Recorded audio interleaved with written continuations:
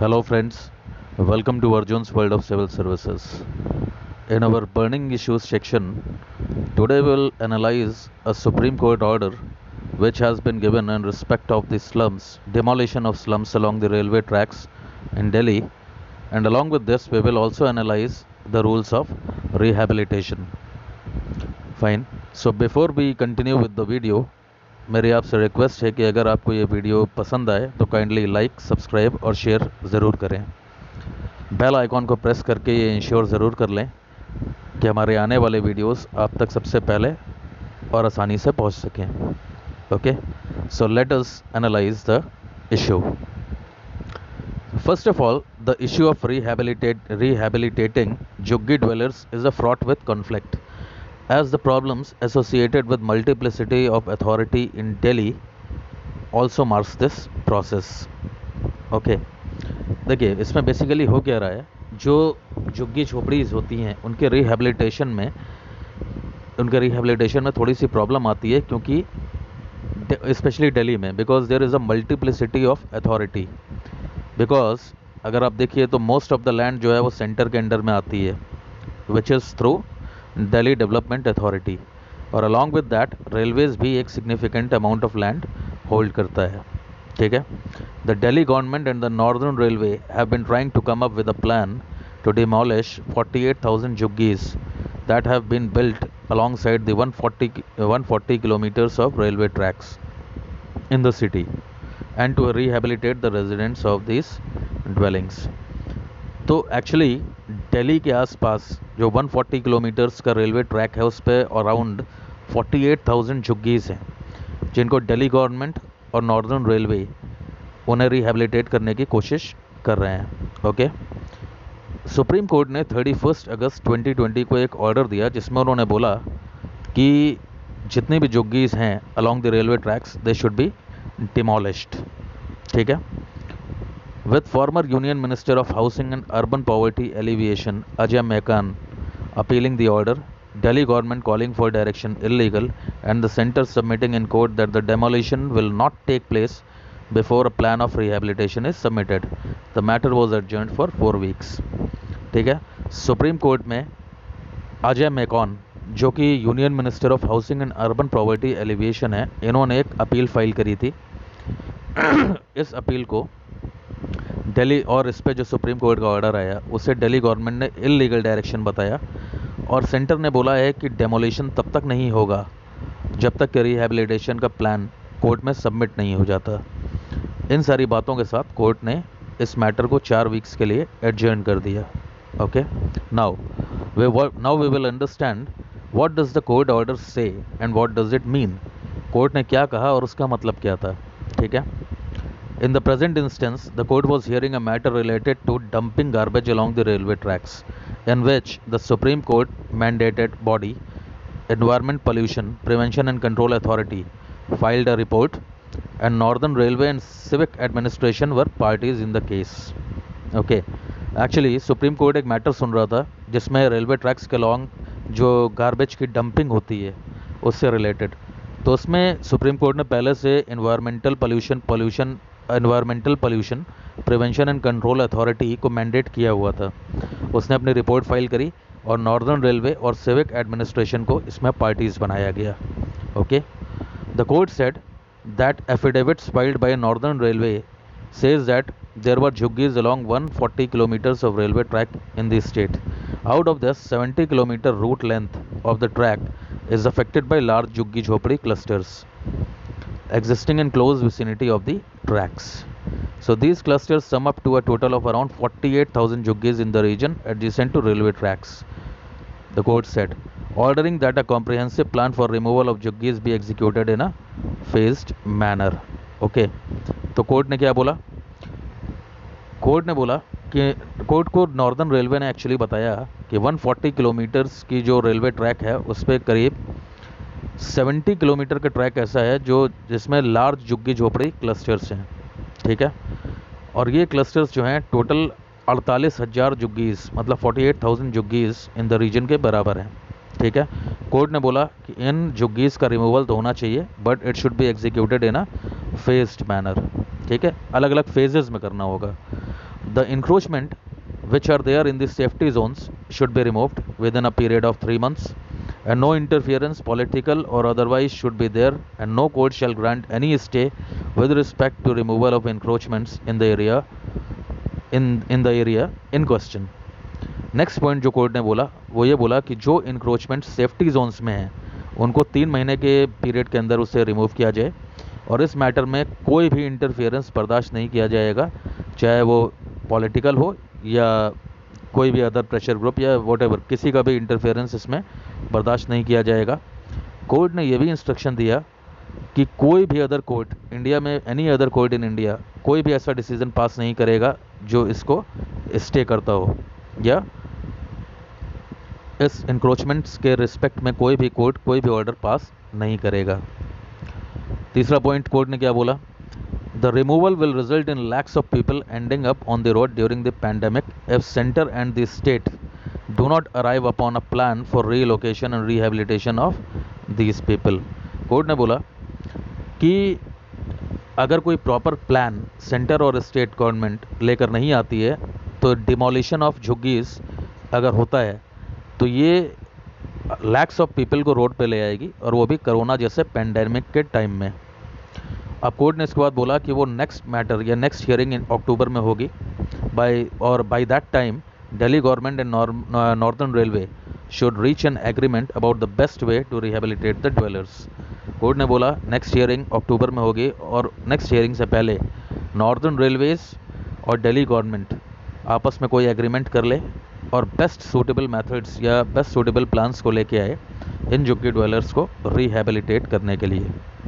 अब हम देखते हैं what are the existing rules on jhuggi cluster rehabilitation.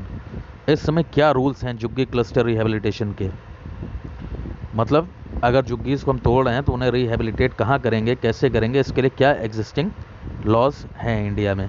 ठीक है, तो पहला first point, Delhi Laws Special Provisions Second Act 2011 gives protection against demolition without rehabilitation to झुग्गी dwellers।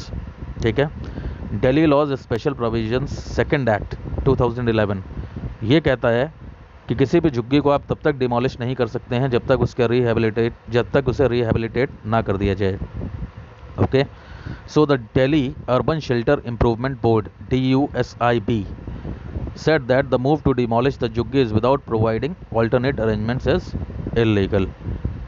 ठीक है, तो DUSIB ने क्या बोला कि जब तक ऑल्टरनेटिव अरेंजमेंट्स झुग्गी ड्वेलर्स को नहीं दिए जाते हैं तब तक उनकी झुग्गीज को डिमोलिश करना इलीगल है। ठीक है, Delhi urban shelter improvement board act 2010 under which Delhi slum and JJ rehabilitation and relocation policy was notified in 2017। Okay, कहने का मतलब क्या है इसका कि Delhi slum and JJ rehabilitation and relocation policy जो 2017 में नोटिफाई करी गई थी under Delhi urban shelter improvement board act 2010। Next point, as a part of the policy jhuggi clusters which have come up before January 2015 shall not be demolished without providing alternate housing।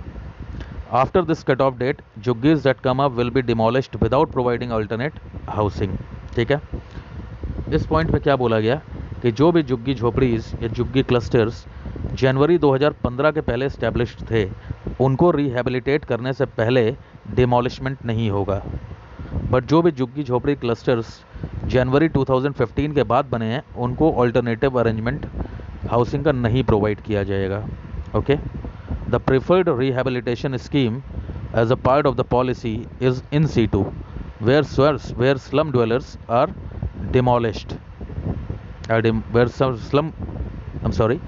the preferred rehabilitation scheme as a part of the policy is in situ wherein slum clusters are demolished, permanent housing is built on the same land or within a 5-kilometer radius and the slum dwellers shifted back once the houses are constructed।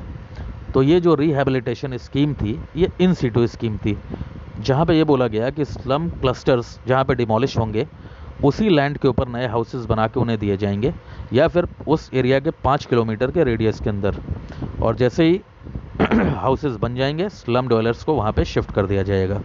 ठीक है, The policy says that of the land freed after slum clusters are removed, 60% has to be used for in situ development to rehabilitate the slum dwellers, while the rest can be used as a resource. ठीक है, ये policy ये भी बोलती है कि ये डिमोलिशमेंट के बाद जो लैंड फ्री होगी, भाई डिमोलिश किया जाएगा तो वो पूरी ज़मीन खाली हो जाएगी, तो उसका 60% इन सीटू डेवलपमेंट के लिए होगा। कहने का मतलब जो हाउसेस वहाँ पे 60% लैंड पे इन्हीं स्लम डवेलर्स के लिए हाउसेस बनाए जाएंगे और उनको वहाँ पे रिहेबिलिटेट किया जाएगा। बची हुई 40% जो लैंड है उसको एज अ रिसोर्स हम यूज़ कर सकते हैं। Next point, in cases when the basti is in the railway safety zone, in situ development can be foregone and relocation offered. This clause also applied to slums that are to be demolished under the court orders if the particular piece of land is required for a specific public project. कहने का मतलब यहाँ पे ये है कि अगर कोई भी बस्ती रेलवे सेफ्टी जोन में है तो यहाँ इन सीटू डेवलपमेंट नहीं हो पाएगा, मतलब उस लैंड के ऊपर रिहेबिलिटेशन पॉसिबल नहीं है। तो इसमें क्या होगा, इनको कहीं किसी और जगह पे रीलोकेट किया जाएगा। और ये क्लॉज सुप्रीम कोर्ट के इस ऑर्डर पे भी अप्लाई करेगा जिसमें उन्होंने झुग्गी झोपड़ी के डिमोलिशमेंट की बात करी है। ठीक है, अब हम बात करते हैं शकूर बस्ती जजमेंट की। So what is Shakoor Basti judgement, in which the state government and Congress leader Ajay Mekhan have also cited to try and stop demolition without rehabilitation.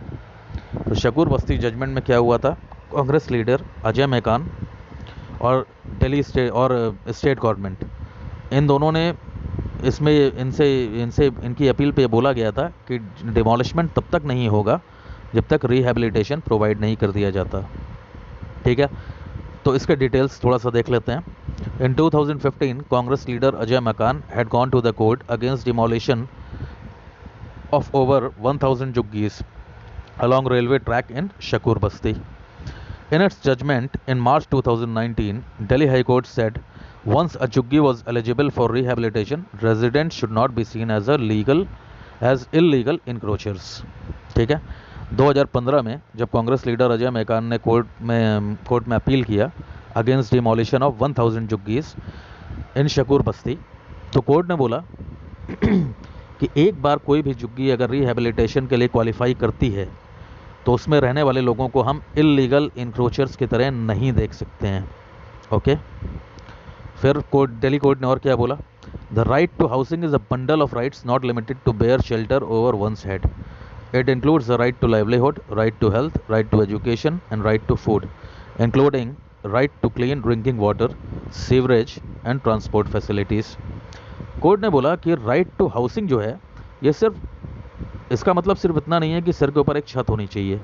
ठीक है, it is a bundle of rights, इसके अंदर it is a bundle of rights inclusive of क्या क्या इसमें included है, right to livelihood, right to health, right to education and right to food, along with right to clean drinking water, sewerage and transport facilities. Fine. उसके बाद the law explained by the Supreme Court in several of its decisions and the decision in Sudama Singh discourages a narrow view of dweller in Juggi Jhopdi Basti or Juggi as an illegal occupant without rights. They acknowledge that the right to adequate housing is the right of several facets that preserves the capability of a person to enjoy freedom to live in a city. They recognize such persons as rights bearers whose full panoply of constitutional guarantees require recognition, protection and enforcement. Okay, so the law explained by actually Supreme Court ने कुछ other decisions में और सुदामा सिंह के case में इस view को discourage किया, जिसमें ये कंसिडर किया जाता था कि अगर कोई झुग्गी झोपड़ी में रह रहा है तो उसके पास कोई वो इल्लीगल ऑक्यूपेंट है और उसके पास कोई राइट्स नहीं है। कोर्ट ने बोला कि ये जो लोग झुग्गी झोपड़ी में रह रहे हैं ये भी राइट बियरर्स हैं and they also have the right to live in the city. They should have the freedom to stay in the city, to live in the cities. Okay, next point, the supreme court also said that there was no possibility of eviction until a survey is conducted, arrangements for rehabilitation are made and time is given to shift to a new site. This principle will be applied in all cases of eviction. Delhi high court ने यह भी बोला था कि there is no possibility of eviction until a survey is conducted, मतलब किसी भी झुग्गी को हम ऐसे ही खाली नहीं करवा सकते हैं जब तक कि सर्वे नहीं हो जाता, और सर्वे होने के बाद जिन लोगों को हटा रहे हैं उनके लिए दूसरी जगह पे उन्हें रिहेबिलिटेट करने का जब तक पूरा शेड्यूल और पूरे अरेंजमेंट्स नहीं हो जाते तब तक उन्हें नहीं हटा सकते हैं।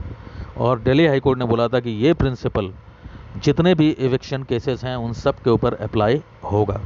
ठीक है, now the full and the final question, whose responsibility is rehabilitation. Rehabilitation करना किसकी रिस्पॉन्सिबिलिटी है? देखिए, इसी में बेसिकली रिहेबिलिटेट करने का जो प्रोसेस है उसमें सबसे बड़ा डिस्प्यूट यहीं पे आता है। वो डिस्प्यूट इसलिए आता है क्योंकि मल्टीप्लिसिटी ऑफ अथॉरिटीज़ है दिल्ली में, ठीक है, between central government, state government, along with that Indian railways. जैसा पहले भी बताया गया है, most of the land is under the centre through Delhi development authority, और रेलवे भी एक significant portion of land hold करता है। DUSIB, which is the main agency for rehabilitation of slum clusters, falls under Delhi government, while municipal corporations that are supposed to check encroachment and carry out demolition in some cases with the police fall under the center। तो देखिए problem क्या हो रहा है, DUSIB जो है, जो main agency है स्लम्स को रिहेबिलिटेट करने की, वो दिल्ली गवर्नमेंट के अंडर में आती है, जबकि म्यूनिसिपल कॉरपोरेशंस जो हैं जिनका काम है कि इंक्रोचमेंट्स को चेक करना, वो सेंट्रल गवर्नमेंट के अंदर में आते हैं। ठीक है, as per the rehabilitation policy, if the slum cluster is on the central government land, the agency can rehabilitate the dwellers itself or reach out to DUSIB। Fine, इस पॉलिसी के हिसाब से, रिहेबिलिटेशन पॉलिसी के हिसाब से, अगर slum cluster जो है वो सेंट्रल गवर्नमेंट की लैंड पे है तो एजेंसीज जो हैं उन्हें क्या है, ड्वेलर्स को अपने आप से ही रिहेबिलिटेट कर सकती हैं या फिर DUSIB के पास जा सकते हैं। ठीक है, if they reach out to DUSIB, they will have to pay for the cost of the construction, cost of land and the cost of relocation। तो अगर स्लम ड्वेलर्स जो हैं वो डायरेक्टली DUSIB के पास जाते हैं तो उन्हें कंस्ट्रक्शन का कॉस्ट भी देना होगा, ज़मीन की कीमत भी देनी होगी एंड कॉस्ट ऑफ रीलोकेशन भी देना पड़ेगा। DUSIB said that the cost of relocation will be between 7.55 lakhs to 11.30 lakhs per house depending on the location। ये पॉइंट एकदम क्लियर होगा। DUSIB ने बोला कि रीलोकेशन का जो कॉस्ट है वो वेरी करेगा बिटवीन 7.55 लाख से 11.30 लाख तक, डिपेंडिंग ऑन दी लोकेशन। ठीक है, railway and DUSIB will now have to decide which of these models they will follow before implementing the Supreme Court's order to demolish the juggies। ठीक है, तो railway और DUSIB को आपस में decide करना होगा कि वो कौन सा इम्प्लीमेंटेशन फॉलो करेंगे सुप्रीम कोर्ट के ऑर्डर को फॉलो करने से पहले, मतलब जुग्गीज को डिमोलिश करने से पहले। ठीक है, DUSIB has told Northern Railways that it has 29,257 constructed flats, but these will be available only by March next year। DUSIB ने नॉर्दर्न रेलवे को ये भी बताया है कि उसके पास अराउंड 30,000 फ्लैट्स, एग्जैक्ट नंबर्स में 29,257 फ्लैट्स ऑलरेडी हैं कंस्ट्रक्टेड, बट ये नेक्स्ट मार्च के पहले अवेलेबल नहीं हो पाएंगे। ठीक है, so this was the analysis of the topic. I hope कि ये सारी चीज़ें आपके माइंड में क्लियर हो गई होंगी। इन स्पाइट ऑफ दैट, अगर कोई डाउट रह जाता है तो आप कमेंट करके ज़रूर पूछिएगा। I will definitely try to help you out। And last but not the least, एक बार फिर से आपसे रिक्वेस्ट है कि अगर ये इन्फॉर्मेशन और ये एनालिसिस आपको पसंद आई हो तो काइंडली हमारे चैनल को सब्सक्राइब ज़रूर करें एंड लाइक भी कर दें। Fine, thank you for watching, have a nice time.